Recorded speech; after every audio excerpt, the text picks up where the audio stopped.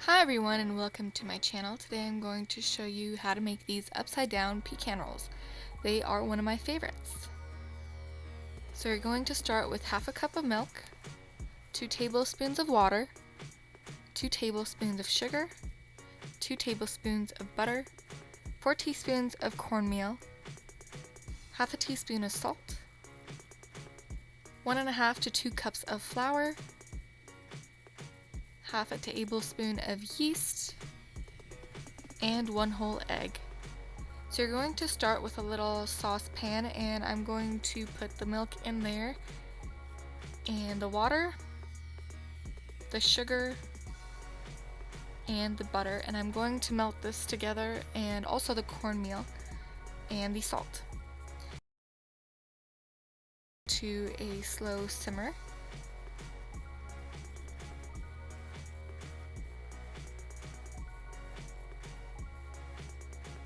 Until it looks like this.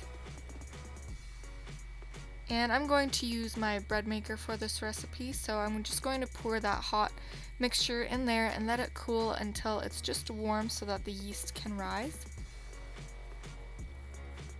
So meanwhile, we're going to use the recipes for the filling. You're going to need 2 tablespoons of butter, half a cup of brown sugar, 2 tablespoons of milk, and 1/4 cup of pecans. You're going to use that same saucepan as you used before and melt the butter in there. Then you're going to put the milk and the brown sugar as well. And you're just going to melt that all together.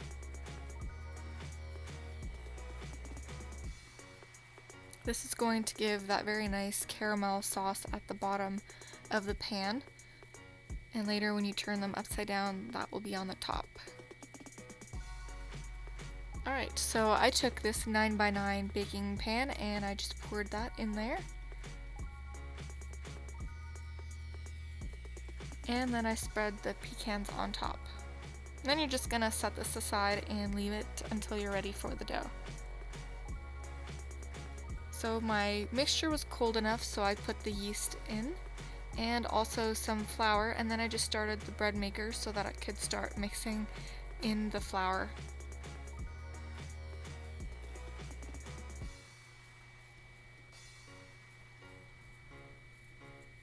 And I also added the egg, don't forget about that. Then I just helped it along a little bit. My bread machine is a little bit bigger, so the dough was a little bit small for it to mix very well. And then I added some more flour until the dough was just a nice soft and not as sticky dough as before.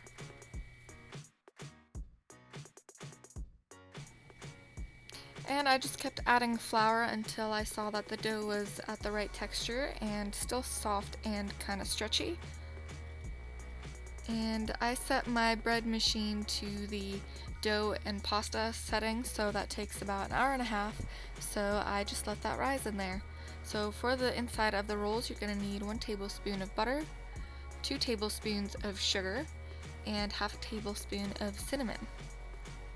So I just spread some flour onto my table and I kind of worked the dough so that it was a nice round ball, and then I just rolled it out until it was about 1/2 inch thick. This usually takes a little while because the dough just wants to spring back, but just take your time and roll it out. So then I just spread all the kind of softened butter. It was a little bit melted already, but just needs to be soft. And then I mixed together the sugar and the cinnamon.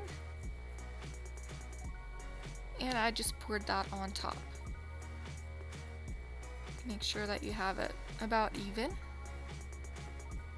And then I just rolled it up jelly roll style like you always do with these kind of rolls, and I just pinched together the seams. They don't stay together very well, but anyways, I cut this into 3 sections and then into 3 more slices so that it gave 9 for this pan. This is not a very big recipe, so just gives 9 rolls. And I just covered it with plastic wrap and I let it rise for about 45 minutes to an hour, just until they were doubled and until they looked pretty risen, so I just preheated my oven to 350, and this is what the rolls should look like before you put them in the oven. So I put them in the oven for about 40 minutes, so they looked pretty nice and dark golden brown.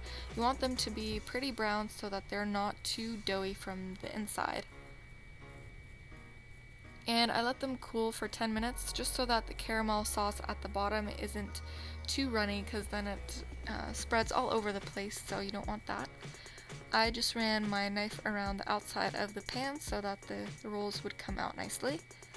And I just took a bigger square pan, plate that I have, and I turned them onto that plate.